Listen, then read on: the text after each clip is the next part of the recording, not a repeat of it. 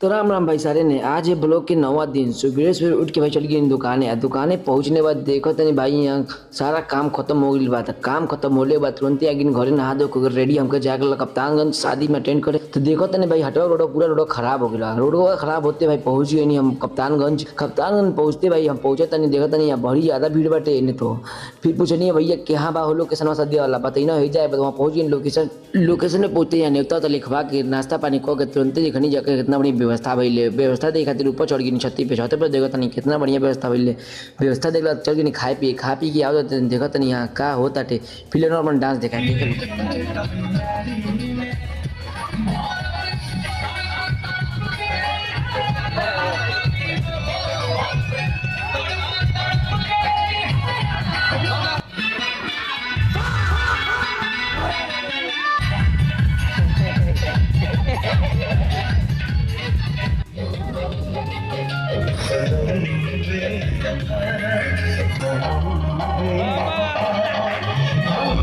Blog भइले समाप्त राम राम भाई सारे ने।